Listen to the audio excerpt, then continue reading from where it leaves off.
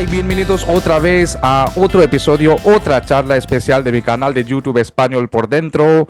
Pues espero que estéis haciendo muy bien y bueno, pues estoy aquí con otro invitado muy especial que es del País Vasco, pero vive en los Estados Unidos. Es un escritor destacado. Estoy hablando del escritor Kirmen Uribe.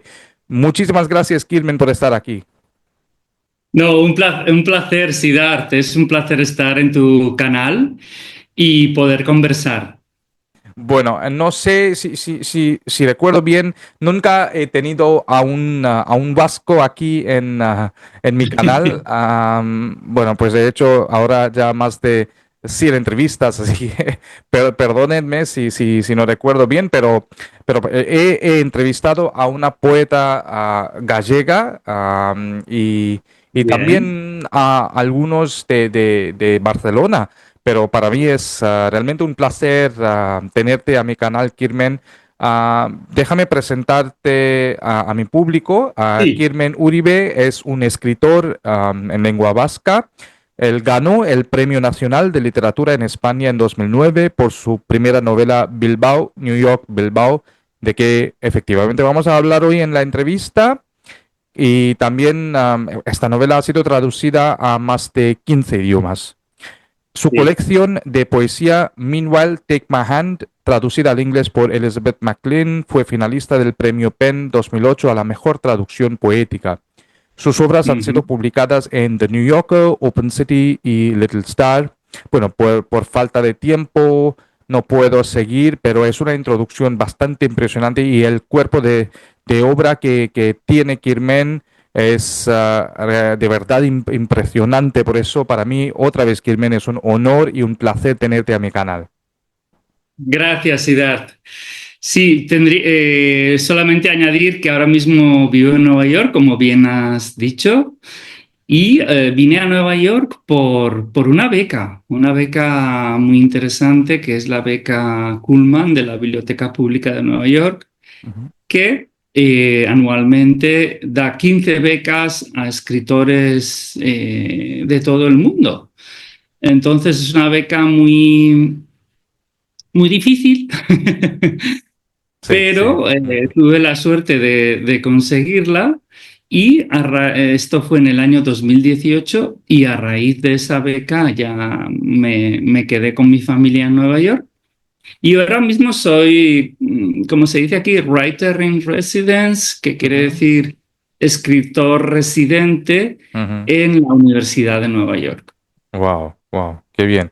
Bueno, pues Kirmen, muchas gracias otra vez por estar aquí. Y como dije pues, hace unos segunditos en la introducción, que vamos a hablar de Kirmen, vamos a hablar con Kirmen sobre su novela Bilbao, New York, Bilbao. Pero Kirmen, también me gustaría que durante la entrevista, en cierto punto, a cierto momento, que hablemos un poco más, porque yo creo que un escritor tan destacado como tú para esta entrevista no merece hablar solo de una novela, así que me gustaría que pues durante algún tiempo en la entrevista que también hablaras sobre otras de sus novelas, ¿no?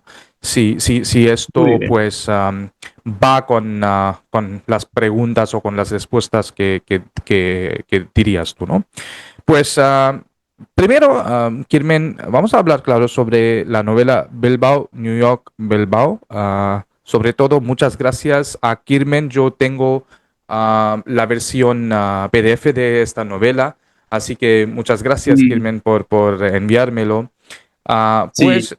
Dime, cuéntanos, es que cuando empecé a leerlo, yo me sentí que no, la novela no sigue una narrativa lineal tradicional, ¿no? ¿Qué te llevó a optar por una estructura fragmentada o fragmentaria? Sí. Lo que quería con Bilbao New York Bilbao era contar la historia de la familia de mi padre. La familia de mi padre es una historia, la historia de la familia está vinculada al mar. Siempre han sido o bien marinos o pescadores. Entonces, pero desde generaciones muy antiguas, siempre han trabajado en la mar, ¿no? Entonces, la mía es la primera generación con esto de la globalización en no ir, en no ir a la mar. Y pues tanto yo como mis hermanos pues ya optamos por ir a la universidad y optamos por tener otros oficios vinculados a la tierra. Entonces esto es algo general que está ocurriendo no solamente en el País Vasco, sino en Europa. Pues cada vez hay menos gente que está vinculada a la pesca y no solamente se pierde una actividad económica, ¿no? Con este cambio, sino que lo que se pierde realmente es una cultura, ¿no? Y ese contacto que tenemos con el mar, con los animales del mar, bueno, con todo ese ecosistema, ¿no? Entonces, todo lo que sabía mi padre, mis abuelos, mis tíos, mis tío-abuelos, pues se ha perdido o se está perdiendo, ¿no? Toda esa cultura de nombres de animales, como llamaban a los vientos, ¿no? Es una sabiduría muy antigua y que ahora mismo pues se está perdiendo. Entonces, lo que yo quería era contar eso, ¿no? Contar la historia de mi familia con la mar o la relación de mi familia con la mar, pero no lo quería hacer de una manera clásica. No lo quería hacer de una manera clásica, no lo quería hacer de una manera, digamos, convencional o siguiendo los pasos que han hecho otros escritores, sino que quería plantear una narrativa del siglo XXI. Entonces, lo que yo creo, Siddharth, es que la literatura ha cambiado durante estos últimos años según ha cambiado la sociedad. Entonces, cuando aparece el cine, pues la novela cambia, la forma de la novela cambia. Cuando aparece el periodismo, la forma de la novela cambia, ¿no? Ujú. Completamente. Entonces yo me decía a mí mismo, ¿qué es lo que va a cambiar en el siglo XXI? ¿Cómo ha cambiado nuestra sociedad para que ese cambio se refleje en la novelística? Entonces dije, wow, eso así de Internet. Internet ha cambiado nuestras vidas, las redes sociales han cambiado nuestras vidas, los teléfonos móviles han cambiado nuestras vidas. Entonces lo que quería era incorporar ese modo de vivir que tenemos ahora, tan rápido, tan fragmentario, que saltamos de una pantalla a otra, de una pantalla de ordenador a la pantalla del móvil y de la pantalla del móvil a la vida real, Sí. y llevar ese cambio a la literatura. Mm. Entonces, es por eso que Bilbao, New York Bilbao tiene una estructura tan fragmentaria. Son como pequeñas unidades narrativas que yo creo que tienen como a lo sumo una o dos páginas y es la medida de textos que nosotros vemos cada día en nuestros teléfonos móviles. Entonces, lo que he hecho es llevar esa medida, digamos, narrativa a la novela y también llevar ese modo de vida tan fragmentario y con tanta información que tenemos a la forma de la novela. Claro, muy bien dicho, Kirben. Y claro, en estos tiempos que vivimos ah, con tantos cambios, también está cambiando la manera de escribir, ¿no? Y por eso me gustaría Eso es. preguntarte, sí, perdón, Eso es, sí, está cambiando la manera de escribir y la claro. manera de leer también que tenemos, ¿no? Mm, Entonces, sí, sí, para mí era muy importante no seguir escribiendo como se hacía en el siglo XIX o ujú, incluso en el XX, ujú, sino plantear nuevas formas de narración, ¿no? ujú. Cuando dices, Kirmen, que incluso la manera de leer, ¿te refieres solamente al formato, por ejemplo, la versión digital o la versión de papel, o también te refieres a otros cambios? No, me refiero también a otros cambios, ¿no? Porque Ujú, la vida ha adquirido primero, ¿no? Tanta velocidad ujú, que leemos de otra manera. Leer se ha convertido en un significado de un poco parar el tiempo, ujú, de salir de nuestra locura diaria y refugiarnos en un mundo paralelo, ¿no? ujú, Yo creo que la lectura ha adquirido otros significados muy positivos, ¿no? ujú, En estos tiempos, y yo creo que es por eso que la gente ahora mismo, estuve en la Feria del Libro de Madrid y me decían eso, la gente lee más, mm, se refugia más en los libros ahora. Y lo segundo es que el lector no es pasivo. Ahora mismo el lector es activo, el lector es inteligente, el lector conoce tanto como el autor, ¿no? Entonces, en Bilbao, New York, Bilbao, lo que cuento es un viaje, ¿no? Es un viaje entre Bilbao y Nueva York en avión.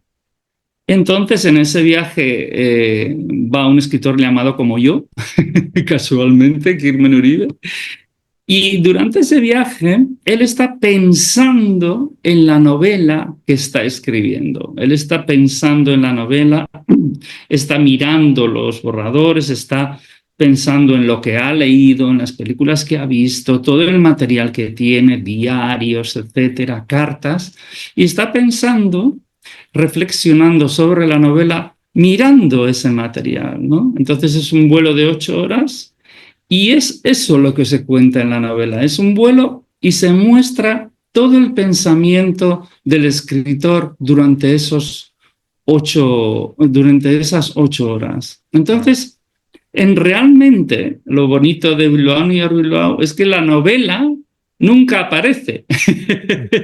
Lo que vemos es lo que circunda la novela, ¿no? Lo que está alrededor de la novela, todo el material que tiene el escritor para escribir la novela, Ujú. pero la novela en sí no existe. Entonces es el lector el que tiene que averiguar cómo será esa novela. El propio lector, cada lector, construye su propia novela con lo que le digo, ¿no? En la narración. Entonces eso es otro cambio, ¿no? Porque el lector ahora mismo es muy activo, no hay que contar todo como se hacía en el siglo XIX, ¿no? Los grandes autores del siglo XIX contaban todo, contaban cada detalle, ¿no? De la vida cotidiana. Pero ahora mismo no hace falta contarlo todo. Con dos, tres palabras, el lector ya asocia con la realidad con lo que uno le está contando, ¿no? Entonces, ha cambiado mucho la manera de leer, el significado de la lectura, y ya los lectores están al mismo nivel del escritor. Antes el escritor estaba pues, en un pedestal, estaba arriba, ¿no? Ujú, Era como una especie no sé, de sacerdote, ¿no? ujú. Que te contaba una historia, pero ahora mismo el lector pues sabe igual o más que el escritor, entonces esa relación también ha cambiado. Bueno, muchas gracias por aclararme y creo que me has dado un aspecto muy diferente de un lector, ¿no? Mm. Pues siguiendo a la pues, siguiente pregunta, ¿el viaje en avión es el hilo conductor del este libro, Bilbao, Nueva York o Bilbao, New York, Bilbao? Así que, ¿qué te llevó a optar pues, perdón, qué simboliza ese trayecto, ¿no? Entre Bilbao y Nueva York para ti. Muy buena pregunta, Siddharth. Gracias por hacerla. Por un lado, es un viaje atlántico, como muchísimos viajes que se han hecho, ¿no? Durante la historia. Eh, ese viaje atlántico se ha dado mucho, ¿no? El viaje de muchos migrantes durante muchísimos siglos, ¿no? Entre los dos lados del Atlántico. Y también mi padre, que era pescador, él solía pescar en la mitad del Océano Atlántico, en el Atlántico Norte, ¿no? Casi muy cerca, en el norte de Escocia, muy cerca de Islandia. Solían ir a faenar muy al norte, ¿no? Cerca de una isla llamada Rockall, o San Kilda también, ¿no? El archipiélago de San Kilda. Entonces, yo me imaginaba, pues mi padre para ese trayecto solía tardar 4 días en llegar desde mi pueblo, desde Ondarroa, el puerto donde salía mi padre, hasta el Atlántico Norte, ¿no? 4 días. Y yo hacía el trayecto no solamente hasta la mitad del Atlántico, sino hasta llegar a Nueva York en 8 horas. Mm. Entonces, es primero reflexionar sobre el cambio de la velocidad del tiempo, ¿no? Como mi padre tardaba 4 días y yo tardo 8 horas en hacer el doble del de la trayectoria que él hacía.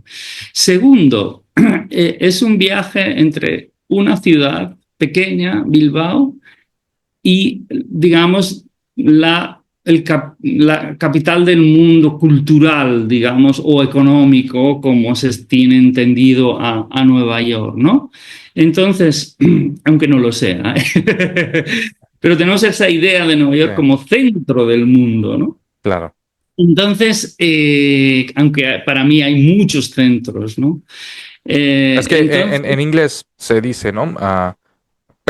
Es una ciudad de melting pot of cultures, ¿no? Decimos en eso es, inglés. eso es. Y por Mm, eso me mm, interesa Nueva York, ¿no? Una ujú, ciudad totalmente cosmopolita en la ujú, que ahora mismo se hablan 600 lenguas, es una ujú. maravilla.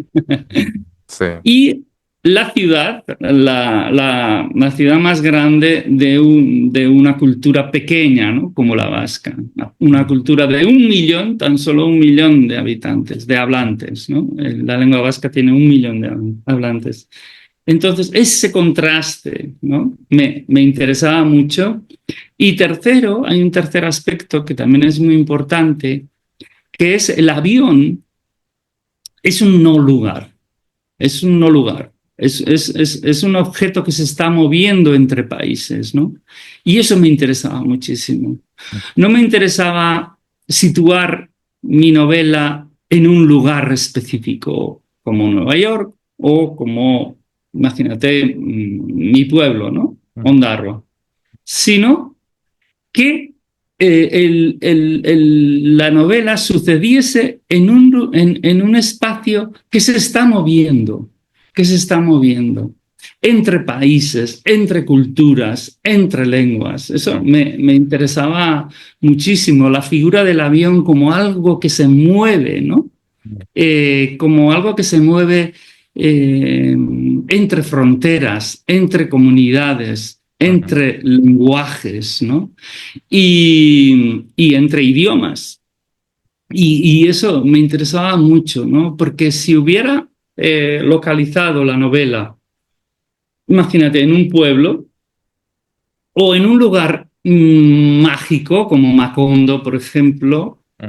pues hubiera sido una novela muy diferente. Y yo estaba pensando más en el siglo XXI y decía, no, no, no, no, en el siglo XXI todo el mundo se mueve, todo el mundo se mueve, las mercancías se mueven, todo se mueve, todo es transnacional, ¿no?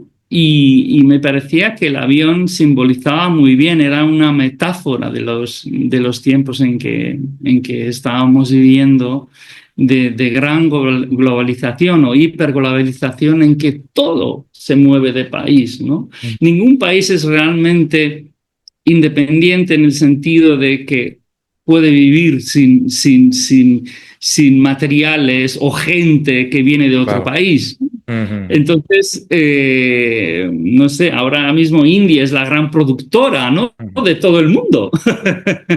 Entonces, no podríamos vivir sin India en estos momentos. Entonces, quería simbolizar ese cambio que ha habido, ¿no? De cómo ¿no? De ese movimiento que hay de gentes, de culturas, de bienes, ¿no? Entre todos los países del mundo. Hubiera sido una novela muy, muy diferente situándola o en una ciudad, o en un pueblo, o en un territorio inventado, mítico.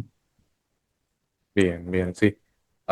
Pues siguiendo a la próxima pregunta, pues yo pensaba, Given, que el arte, la música y la literatura tienen un papel muy destacado en la novela. ¿Cómo concebiste esa integración tan fascinante de esas disciplinas? Sí, es que yo soy me gusta mucho la música, me gusta mucho el arte también. Yo Mm, soy un gran consumidor de arte porque, no sé, yo soy de estas personas que necesita ver arte. Yo cuando vivo aquí en Nueva York y los neoyorquinos o la gente que vive en la ciudad tiene la suerte de que eh, pues los museos son libres, ¿no? Para nosotros, son gratis. ujú, Entonces, yo siempre voy a los museos porque ujú. necesito ver arte. No sé cómo se llama eso, pero el arte me da El antojo por el arte, ¿no? sí, Podemos decir. sí. Pero me da muchísima tranquilidad el Mm, arte, me da muchísima, me relaja ver ujú, belleza, digamos, ¿no? Necesito de la belleza para vivir, ¿no? Entonces me gusta mucho visitar lugares por su arquitectura o también ver cuadros. Me interesa muchísimo el arte en ese sentido y por eso incorporé pues este cuadro a la novela. ujú, El cuadro es un cuadro, es un mural que estaba en una casa. ujú. Un pintor, Aurelio Arteta, pintó un mural en una casa particular de un arquitecto y ese mural luego cuando derribaron la casa pasó al Museo de Bellas Artes de Bilbao, donde está expuesta Ujú, aún, ¿no? ujú, Entonces, también en ese cuadro, pues se mostraba el cambio que se dio a principios del siglo XX ujú, en el mundo, ¿no? Digamos, vasco y español, ¿no? Como eh, las mujeres se estaban modernizando, se estaban liberando, ¿no?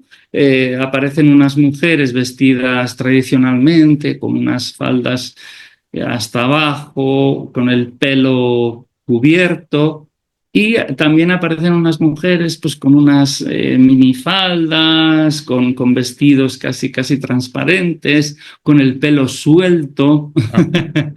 Me gustaba mucho, ¿no? Ese contraste que aparecía en ese cuadro. Y además me inventé una historia, porque Bilbao Near Bilbao está lleno de historias. Hay como 200 historias, es lo que me gusta de esta novela. Son como, es storytelling total. Una historia te lleva a otra y otra historia te lleva a otra y a otra y otra. Entonces, me inventé que una de las mujeres que aparece en el cuadro pudiera ser mi abuela, pues cuando era una jovencita, ¿no? Y que el pintor pues la hubiera elegido para pintarla, ¿no? Ujú. Entonces, es una invención que yo hice, una imaginación que tuve, una ficción, pero ya mi madre en las comidas familiares dice que sí, que era la abuela la que aparece en ese cuadro. Entonces es como una, ¿no? Ya cómo la literatura puede cambiar la propia realidad y puede cambiar la propia memoria, ¿no? De la gente. Porque el libro es sobre todo eso, es sobre historias orales que se han contado durante muchísimos años y cómo esas historias orales pues construyen una identidad, la identidad personal, individual, la identidad de una familia y la identidad de un país también. Muy bien, muy fascinante, Carmen. Gracias. Y ahora quiero preguntarte sobre, pues, sobre los personajes, ¿no? De esta novela. Muchos personajes están basados en personas reales, ¿no? Sí. Y claro, obviamente, porque es una historia de tu vida, casi, ¿no? ¿Y dónde pones tú el límite entre... Entonces, por eso es que se me ocurrió preguntarte, ¿dónde pones tú, si existe, ¿no? Un límite entre la realidad y la ficción? ¿Y cómo lo manejas? Sí, bueno, pero no existe ese límite. Una cosa es, y es, lo cuento en la novela, ¿no? Cómo mi madre, mi abuela, mis tías cuentan la realidad. Ellas no cuentan la realidad como sucedió, sino que siempre la embellecen con historias. Yo creo que en la India ocurrirá lo mismo, ¿no? La gente no cuenta las historias oralmente tal y como pasaron, sino que siempre mete algún adorno, siempre cambia algo. ¿No? O a Entonces, veces quita algo también, ¿no? quita muchas veces, quitan muchas Sí. cosas. Entonces, lo que yo quería trasladar era esa manera de contar que también existe en las redes sociales, porque en las redes sociales la gente cuenta lo que quiere, ¿no? Y lo cuenta de una manera concreta, como ella quiere contar, ¿no? Pero no como sucedió realmente, ¿no? Entonces, porque construimos, en las redes sociales construimos una imagen de nosotros Ujú, mismos, y esa imagen tal vez pues, pues no sea real. Entonces jugué también con eso, aunque en la novela aparece gente real, ujú, cómo se cuenta no es tal y como sucedió realmente, sino se ujú, cuenta de una con ese punto de ficción que tiene la oralidad, ¿no? ujú, Pues sí, tienen nombres reales, ujú, pero mi objetivo no es contar la verdad ujú, o tal y como sucedió realmente, sino que mi objetivo es contar. ujú, Son las historias, no realmente lo que pasó, ujú, sino contar una historia, crear una historia con una persona real, pero crear una historia. Y debajo también hay una, hay una, digamos, una crítica o posicionamiento en torno a la ficción, ¿no? ujú, Que yo hice en aquella época, porque me pregunté a mí mismo, pues, ¿por qué hay que inventarse un personaje, ¿no? Para hacer una novela y no se pueden utilizar personas reales para hacer una novela, ¿no? Entonces, realmente hubo un movimiento que empezó el escritor alemán V.G. Sebald, que es muy conocido, él optó por no hacer ficción pura, sino hacer ficción con personas de carne y hueso, ¿no? Hacer de personas personajes. Entonces, yo también me metí en esa, digamos, en esa historia y construí la novela con personas reales o con personas de nombre y apellido reales, aunque ujú. lo que cuento está siempre tamizado, ¿no? Por la ficción. Es como si fueran un cuadro de Bacon, conoces los cuadros de Bacon, ¿no? Que de Ujú, repente son personas, pero que están como, ujú, sí. como difuminadas, ¿no? Tienen por encima Ujú, como una capa de ensueño, ¿no? ujú, Que sí. pasa por encima de ellas. Ujú, Y a mí eso me interesaba, ¿no? Porque al final la memoria cambia la realidad. Nosotros mm, no recordamos las cosas exactamente tal y como mm, sucedieron, las recordamos mediante historias. mm, Y para construir una historia se utilizan arquetipos siempre. Y bueno, y nosotros vamos a los arquetipos y mm, funcionamos mediante arquetipos. Y mm, entonces es eso lo que a mí me interesa, ¿no? Esa distancia que hay entre realidad y ficción, ¿no? ujú, Siempre me gusta estar en esa pequeña distancia, en esa pequeña frontera, ¿no? mm, No irme totalmente de la realidad, no escribir ficción sin ningún fundamento real, pero tampoco contar, no ser digamos, un historiador ujú, o un científico que quiere realmente contar lo real, lo factual, digamos. Y yo no, yo me gusta más navegar en ese universo entre realidades y ficciones, que yo creo que al final todo todo se basa en eso desde los inicios de la literatura, ¿no? Que mm, se basan bueno, muchos vienen de India, ¿no? Esa tradición de sí, se dice que que sí, estos personajes existieron, los héroes ujú, clásicos, ¿no? ujú, ujú, sí, Que pasan de la India luego a Grecia y luego de Grecia ujú, al mundo occidental, ujú, pero esa manera de contar de estas personas que sí, parece que sí existieron, pero luego lo que se han convertido en personajes totalmente de ficción, ¿no? Entonces, bueno, pero tienen una ujú. base real de una persona Claro, que una claro. vez existió, Ujú, ¿no? sí. O sea, realmente, o puede que hubiese un Ulises, ¿no? Mm, Un Odiseus que hizo ese viaje o alguien parecido. Pero ujú, luego, cuando Homero lo cuenta de una manera muy literaria y ya cambia todo, ¿no? Pero claro. esa base real de un marinero que se perdió, que estuvo perdido durante muchos años después de pasar la guerra de Troya, que realmente existió la guerra de Troya, Mm, ujú, es ficción, ¿no? Pero mm, date cuenta que con la guerra con Ulises lo que pasó es que muchísimos historiadores de la literatura pensaban que Troya, la ciudad de Troya, era ficción. mm, ujú, Hasta que se descubrieron las ruinas de Troya y dijeron, no, no es ficción, mm, realmente existió. Y realmente existió mm, esta guerra también. Entonces, toda literatura tiene una base real, ¿no? Y es lo que a mí me gusta, ¿no? Ese tránsito, digamos, entre lo real y lo ficcional, ¿no? ficcional.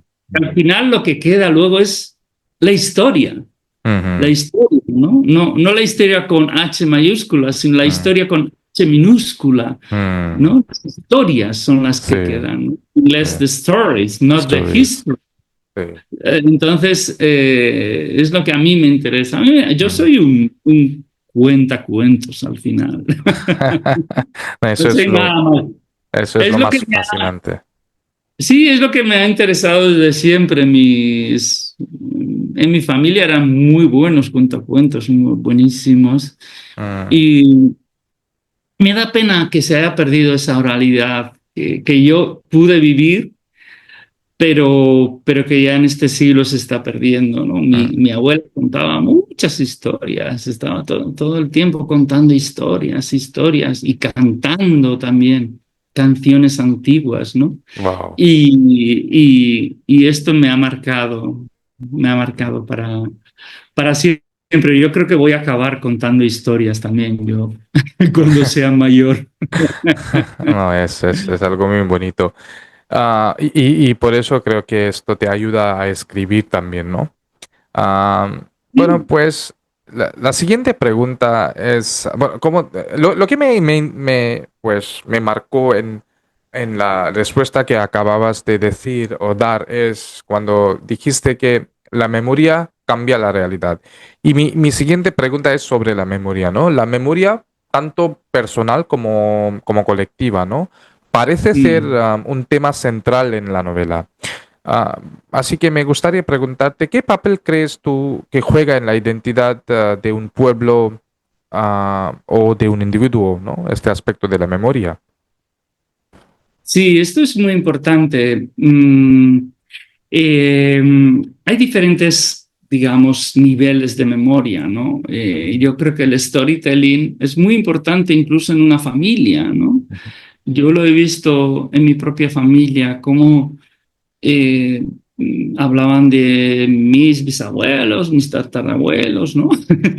Sí. Llegaban, esas personas estaban vivas Mm, porque, ujú, porque hablaban de ellas siempre. mm. Y eso siempre me ha fascinado, ¿no? Pues este se fue a América, se fue a África, ¿no? Mm. Sí. Incluso tenemos pasados en Asia también, ¿no? Ujú, ujú, Cuando pues los vascos llegaban hasta allí en ujú, barco. Entonces, estas historias siempre me han fascinado, ¿no? ujú, Y la memoria también ha sido fundamental a la hora de contar la ujú, historia política también, ¿no? ujú, De la guerra civil mi abuela hablaba muchísimo, ella estaba en el bando de los perdedores de la guerra y ujú, ella hablaba mucho de eso, ¿no? De lo que se había sufrido, de lo que había pasado. Entonces transmitía oralmente, ¿no? ujú, Toda esa sabiduría. Entonces ujú, eso sí que también la memoria ha funcionado como, digamos, transmisor de, de vivencias históricas, políticas, ¿no? En España, desde sobre todo la guerra civil, se hablaba muchísimo de la guerra en las casas, se decía que los historiadores contaban la versión de los ganadores y en las cocinas se contaba la versión de los perdedores. Entonces, esto ha sido muy importante también en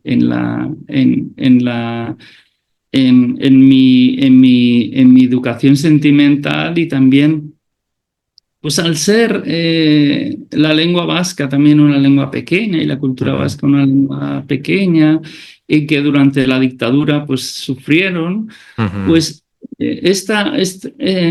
en las cocinas de las casas, pues se contaban las historias, se cantaban las canciones, entonces la lengua y la cultura estaban vivas en esa ujú, oralidad, ¿no?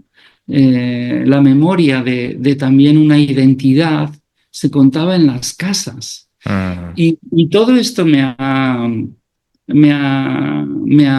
interesado mucho. También ujú, ujú, eh, la memoria ya histórica ha sido ujú, también, es muy importante en mi obra ujú, y, y voy a saltar a otra novela ya, ujú. Sí. porque me gusta mucho Bilón y Bilbao, Ujú, amo esa novela, por el cambio que supuso, ¿no? Total, formalmente, sobre todo. Pero en mi tercera novela, A la hora de despertarnos juntos, lo que hago es contar la historia ujú, de una mujer que se exilió en la guerra civil a Francia, se metió en una embajada cultural por toda Europa, bueno, que consistía en espectáculos de poesía, canción, baile y también artes plásticas.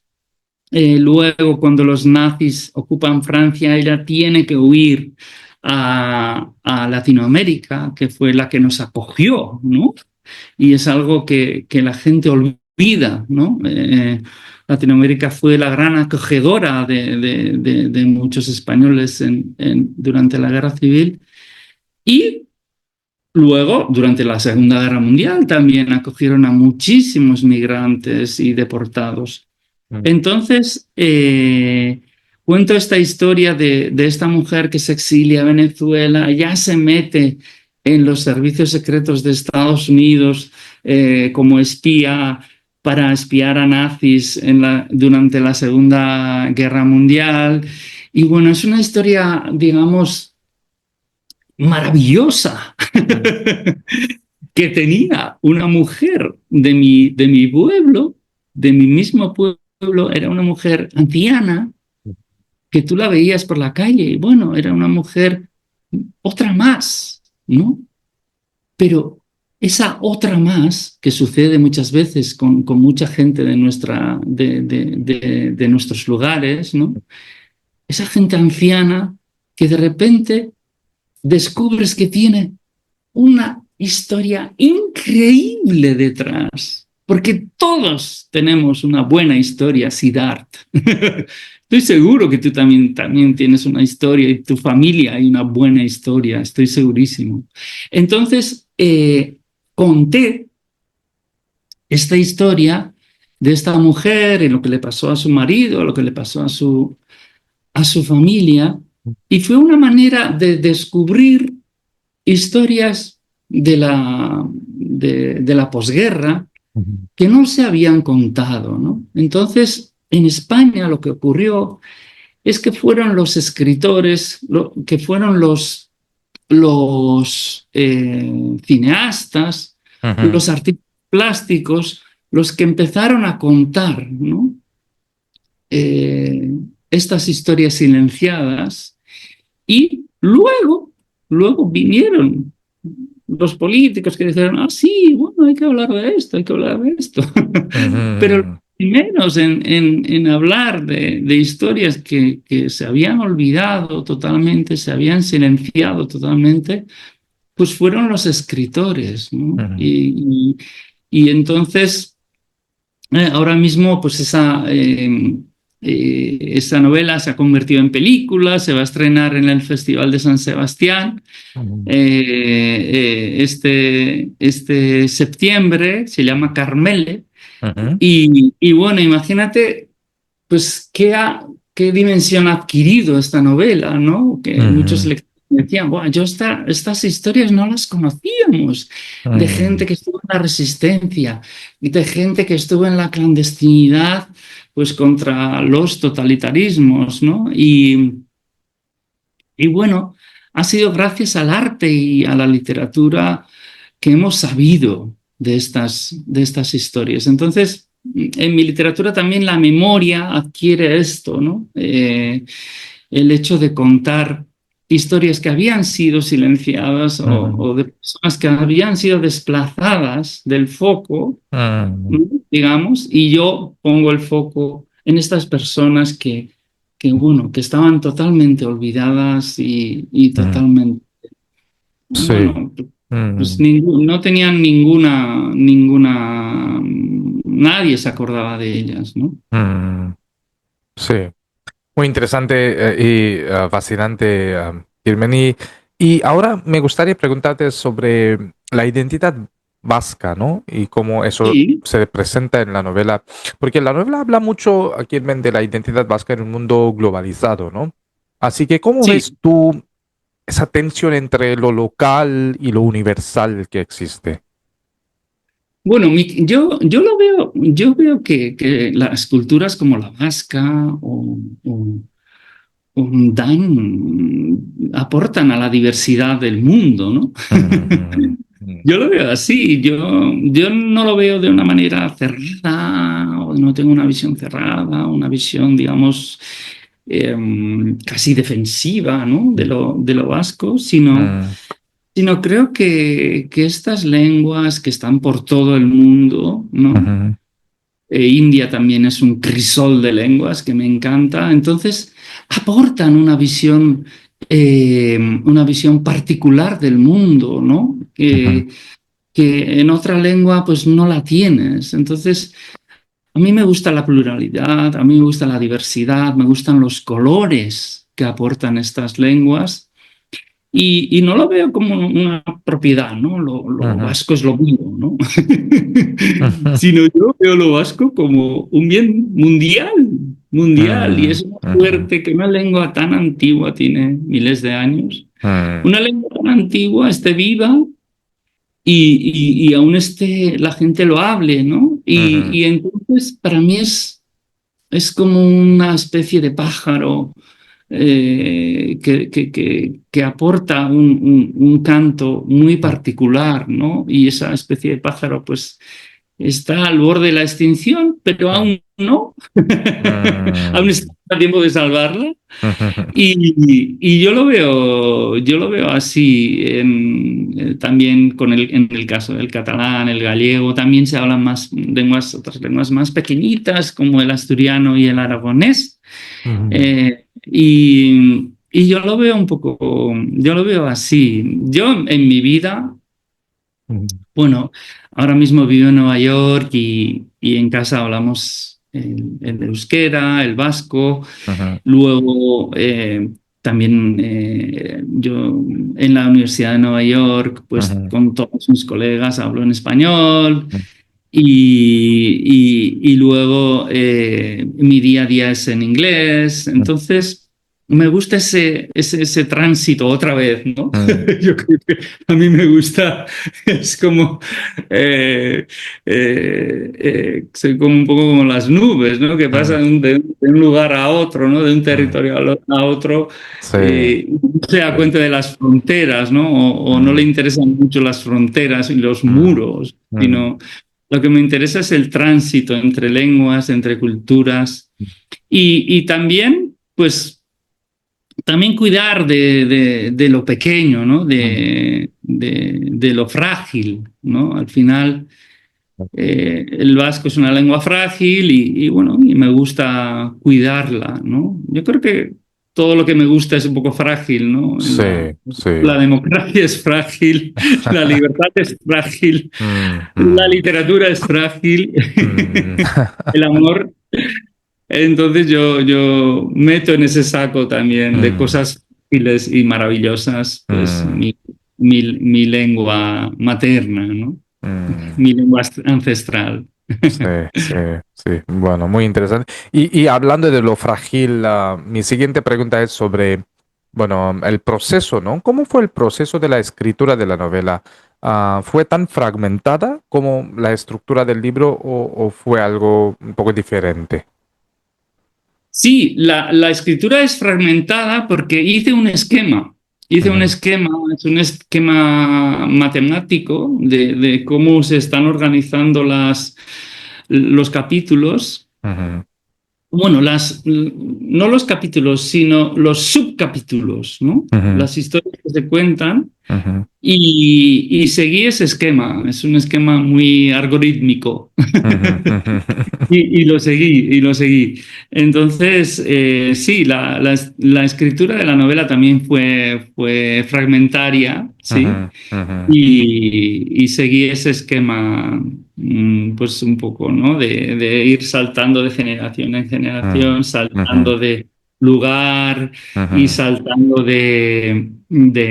también de tipo de texto, ¿no? Porque ujú, el texto es muy intertextual también, ¿no? ujú. Hay Sí. muchos tipos de texto, hay diarios, hay cartas, hay lenguaje científico, hay papers científicos, hay diccionarios, hay un poco Ujú, de todo. Y ujú, eso me gusta mucho, esa pluralidad textual que tiene la novela, ¿no? ujú, Y además era contar, es increíble porque es la historia de un lugar muy pequeño en el ujú. mundo, pero ese lugar pequeño está ligado a muchísimos lugares del mundo. Mm, Y es lo que me gusta, ¿no? No ver a los lugares como sitios cerrados, mm. sino sitios abiertos a todo el mundo, ¿no? A todo el mundo. Perdón. Sí. Sí, sí, bueno, muy interesante. Y Kirben, hablando de tus influencias, ¿no? Me gustaría preguntarte qué autores, artistas o libros am, te influyeron en la creación de esta novela. Bueno, pues muchos. ¿Podrías hablar de algunos? Desde autores indios como Arundhati Roy o Salman Rushdie, aunque escribe en inglés. Ujú, Sí, toda esta literatura, me gusta la literatura basada en familias, en historias, ¿no? Esta literatura que se centra en la oralidad me gusta ujú, muchísimo, siempre me ha ujú, gustado. Ujú, Y ujú, también, pues García Márquez, por supuesto, pero también esta otra literatura ujú, que está fundamentada en la estructura novelesca, ¿no? ujú, Y eso me interesa mucho, ¿no? Pues mm, Rayuela de Cortázar ujú, o todo Italo Calvino, ujú, ¿no? George Perec, cómo mm, construían esta suerte de nuevas narrativas, estructuras novelescas muy diferentes. Virginia Woolf mm, también, por ujú, supuesto, pero también la literatura de hoy, ¿no? La ujú, literatura de hoy también me interesa mucho, escritoras, ujú, por ejemplo, como ujú, Sadie Smith o Olga Tokarczuk. ujú, Me interesan mucho esta literatura nueva, ¿no? Que se escribe ujú, ahora, también tan valiente mm, formalmente, ¿no? Entonces, claro. yo creo que mi próxima novela también va a ir por ahí, ¿no? Va a ser Ujú, como una estructura muy moderna ujú, para tratar de captar la ujú, vida que estamos llevando ahora. Yo creo que hay que renovar la literatura, Siddharth, mm, hay que mm. renovarla. Escribir como escribían hace 200 años, ¿no? Hay que Mm, renovar las formas narrativas. ¿Por qué Faulkner hizo esa gran revolución, ¿no? De repente metió muchas mm, voces, ¿no? En una mm, misma novela, muchas mm, perspectivas. mm, Y eso cambió la historia de la literatura. Pues, o Joyce, ¿no? James Joyce. Hicieron lo que tenían que hacer en su momento. ujú, Entonces nosotros también tenemos que hacer eso, tenemos que mm, plantear nuevas formas mm, narrativas, no solamente para nuestras comunidades, mm.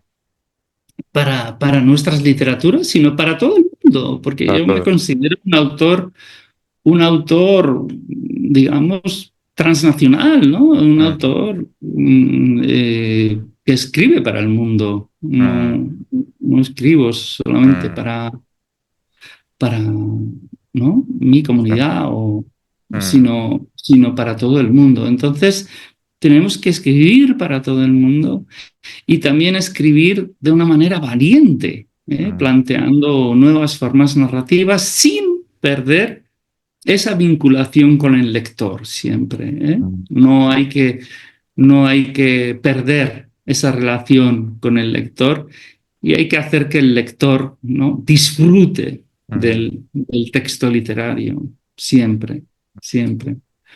Es, No escribiendo novelas, digamos, convencionales que buscan un plot con un argumento, que tratan de atraparte, ¿no? con el eh, argumento. Yo siempre trato de atrapar al lector con el estilo literario, ¿no? Con las mm, palabras, con las historias que se cuentan, mm, más que con lo que sucede en la mm. novela. Es muy fascinante lo que tú dices, porque mi siguiente pregunta efectivamente es sobre el arte de escribir, ¿no?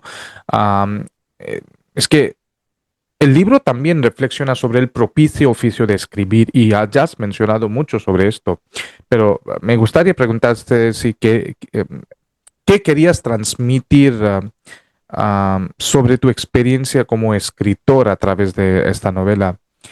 ¿Podrías decirme algo sobre esto? Sí, lo que quería transmitir, uno, es que cada uno tiene su propia historia. Ujú, Esa historia es buena y hay que contarla. ujú, Da igual que seas pobre, da igual que tengas una lengua pequeña, da igual ujú, lo que sea. Tienes una buena historia. Y segundo, que la literatura, la historia de la ujú, literatura está viva. ujú, La historia de la literatura no se acabó hace 100 años. ujú, La historia de la literatura está viva, está viva. No es cierto lo que decía Borges, que yo amo a Borges, pero muchas veces se equivocaba. ujú, Él decía que la literatura no había nada más que contar, dijo, ¿no? Y no es verdad. Hay muchas cosas que contar y hay muchas formas literarias por descubrir, ¿eh? Porque la vida cambia, las sociedades cambian y Borges no conoció Internet, Borges no conoció las redes sociales, Borges no conoció la vida que estamos viviendo ahora, y eso acarreará muchos cambios en la ujú, forma literaria. Entonces, uno, cuenta tu propia historia, tu historia es buena, ujú, y dos, la literatura está viva, está mm, cambiando constantemente. No mm, copies a los que, mm, te han precedido. Invéntate tu propia forma de contar. ujú, Sé valiente. Es lo que les digo siempre a mis estudiantes, ¿no? Es, no tratéis de escribir como este, no. Buscar otra forma, buscar una voz que sea solamente vuestra y también una forma, ser valientes planteando nuevas formas. Y yo lo que quería plantear con esta novela era eso, ¿no? Que se pueda hacer una literatura del siglo XXI y que se pueden contar las historias que te han contado de pequeño. mm, No sí. pasa nada. ¿Qué es lo que contaba Rushdie, no? No sé, lo que Mm, había escuchado. sí. O Roy también. Mm, Historias sí. que había vivido, que había escuchado en casa. No Mm. pasa nada. Sí, sí.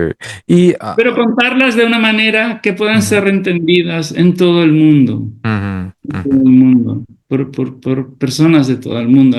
mm, Al fin y al cabo somos personas. sí. Y tenemos vinculaciones con gente de todo el mundo. Mm, sí. Y ahora me gustaría hablar de la lengua en la que la has escrito, ¿no? Escribiste la novela originalmente en euskera. Así que, Sí.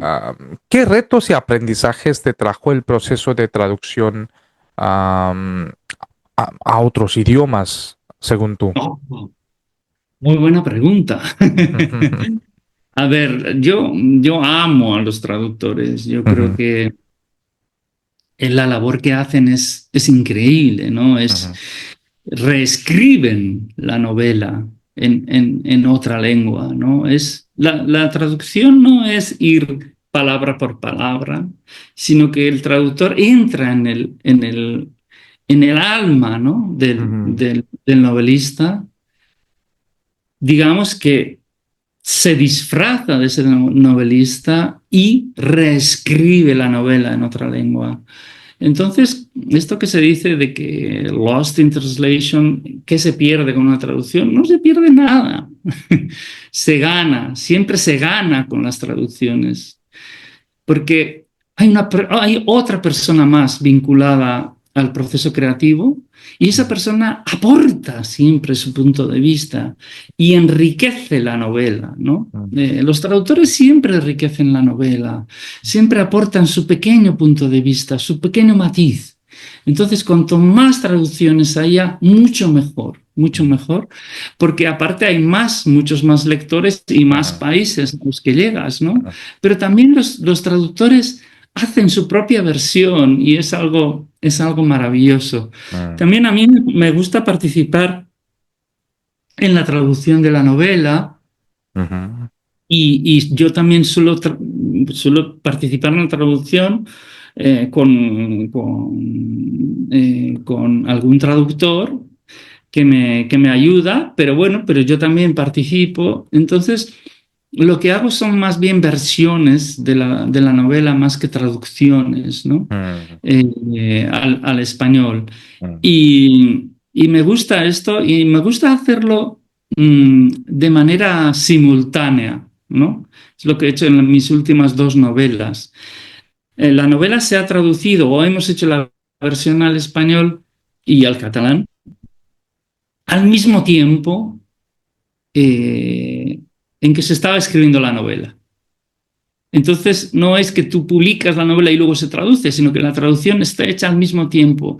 ¿Esto qué es lo que te posibilita? Te posibilita ver el libro en diferentes lenguas simultáneamente y reflexionar en diferentes lenguas sobre la historia que estás contando.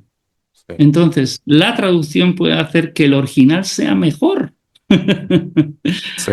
Pero como no lo has publicado, el original no se ha publicado aún, pues eh, puede ser mejorado Mm, por esos lectores, ¿no? Incluso mm, tienes diferentes editores. Yo sí. tuve 3 editoras antes de que se publicase la novela. Mm, Y las opiniones de estas editoras pues van en todas y cada una de las versiones. También las traducciones que han salido posteriormente he aprendido mucho ujú, de estas traducciones, ¿no? Y, por ejemplo, la traducción de mi última novela, La vida anterior de los delfines, al inglés, es muy diferente. Es una versión muy diferente a las versiones anteriores. La hemos cambiado un poquito. Bueno, es el mismo libro, pero tiene otra factura diferente. diferente. Entonces yo creo que la traducción siempre es positiva, siempre es positiva.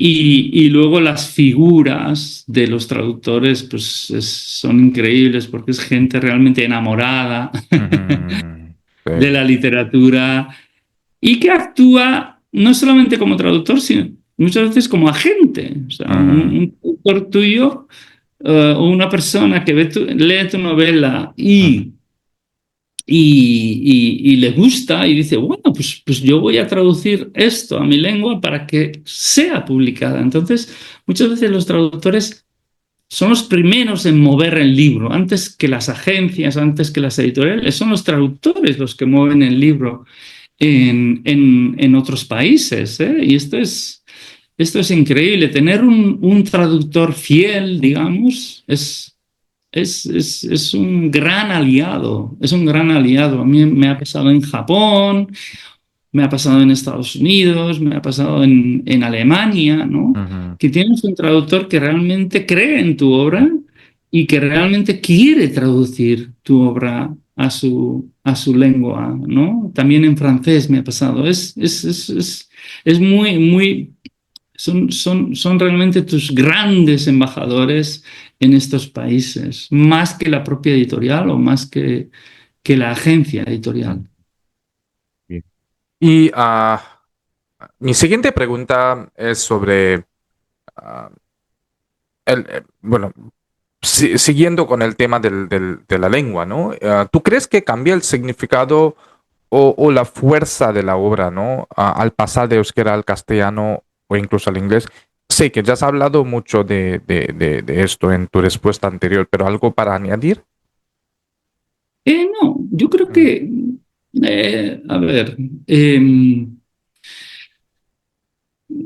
yo creo que es diferente, fíjate, no sé, creo que mm, en poesía sí que es importante, sí que es ujú, importante mm, la música original ujú, y los traductores de poesía son gente, son realmente poetas. ujú, Es muy difícil traducir poesía. Pero en narrativa no creo que se pierda nada, claro. nada. Yo creo que es lo mismo. Sí, sí. Es lo mismo, Y no soy un romántico de estos que dicen, "Oh, es que esto, no sé, la versión original es no sé qué". No creo en estas cosas, no sí, soy nada romántico ni nacionalista en ese sentido, ¿no? No me sí. gustan estas Mm, cosas. Yo creo que cualquier traducción es buena. mm, Incluso yo creo que muchas veces los libros son mejores cuando mm, traducidos, de sí, verdad, ¿eh? claro, De verdad. claro, claro. Porque la visión que puede aportar un traductor puede mejorar mucho el libro. Fíjate, lo que pasó con Olga Tokarczuk en Estados Unidos. Ella, Jennifer Croft, que es la traductora de Olga en Estados Unidos, Ujú, hizo una versión de su libro, ¿no? ujú, Una versión muy libre, una traducción muy libre. mm, Entonces, tuvo tal éxito el mm, libro que luego le dieron el Man Booker y luego el premio Nobel, ¿no? ujú, En la consecución del premio Nobel tuvo mucho que ver la traducción. al inglés de la novela escrita originalmente en polaco, ¿no? Entonces, yo no soy nada cerrado en esto de pensar que el original es como una Mm. especie de magia, que un Sí. dios te cuenta la historia y tú la escribes. No. Mm. Yo creo más en los seres humanos y en la interacción de los seres humanos y los traductores.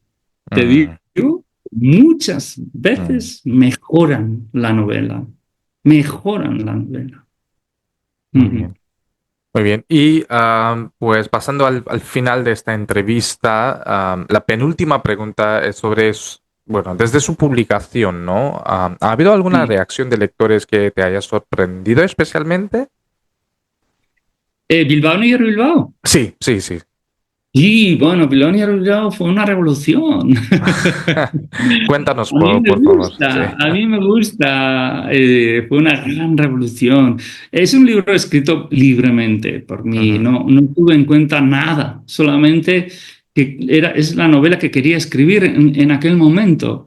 Entonces, fue una revolución, sí. Había gente que decía que no era una novela, que eso no era ficción, que era, no sé, que era un diario.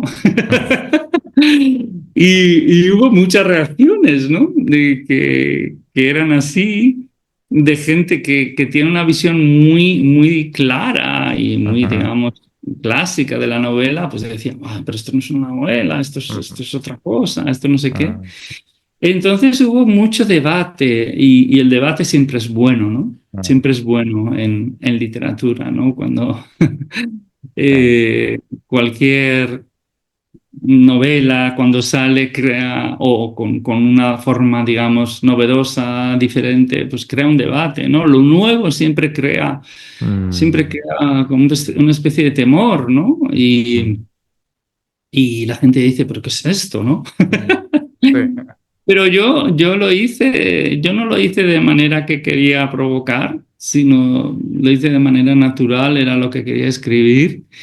Y hubo muchas reacciones, la mayoría muy positivas, pero también otras reacciones que decían, wow, pero esto no es una novela clásica. Pero bueno, pues Mm. eso, es que ese era el objetivo, no escribir una novela clásica al uso convencional, sino plantear una cosa nueva.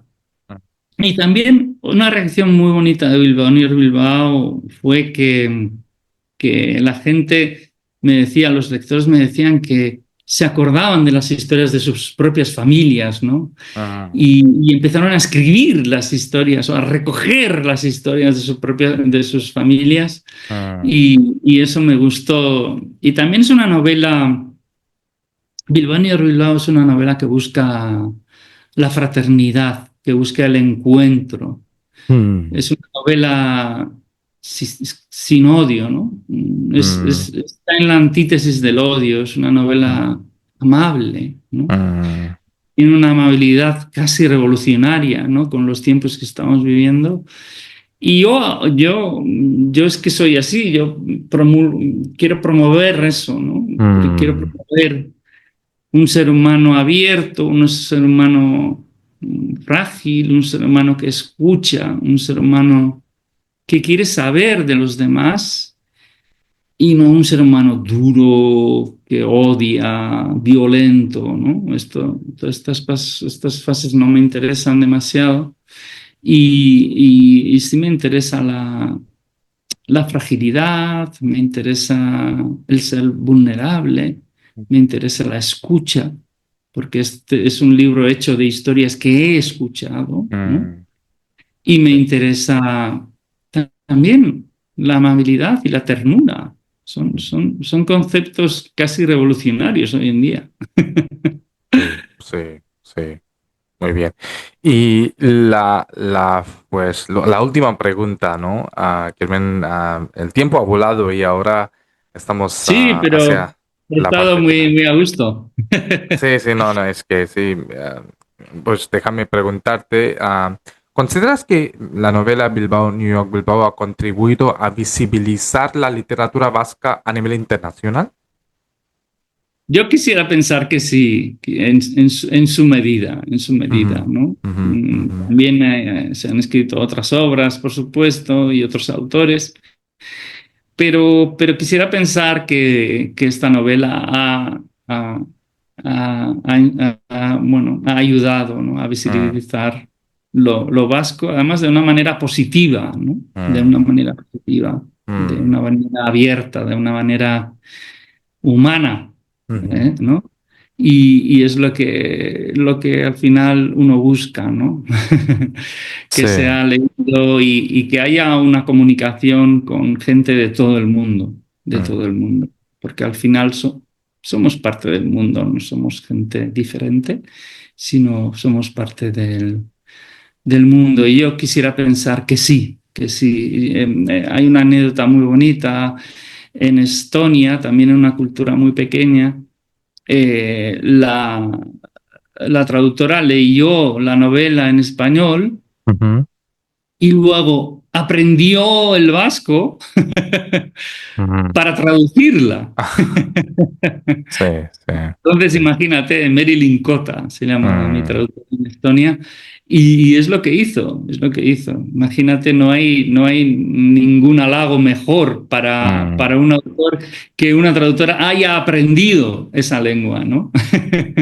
Para poder traducir la novela y bueno, y espero también que esté en India, ¿no? Traducida algún día. A ver, Mm. Sí, ya sí. hay Busco, muchas. busco tu permiso.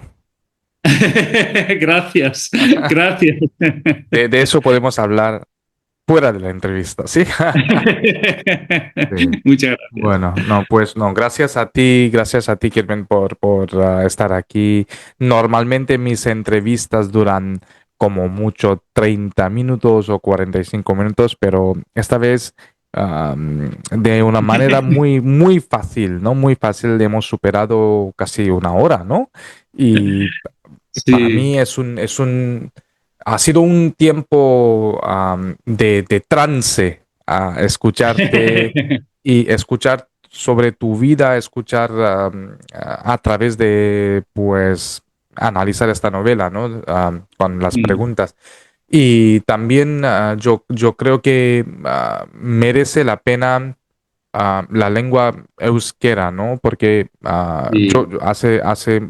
hace mucho leí un libro en inglés, The History of the Civilization of the Basques, algo así, escrito por un historiador británico, y Sí. esto me conmovió mucho, me llamó la atención um, esta región, ¿no? Y siempre ha sido para mí un sueño visitar el País Vasco. Un día, claro, yo voy a visitar solo lo que normalmente yo hago es cada año elijo una comunidad autónoma de España Ah, muy para bien. visitar. El año pasado yo estuve en Andalucía.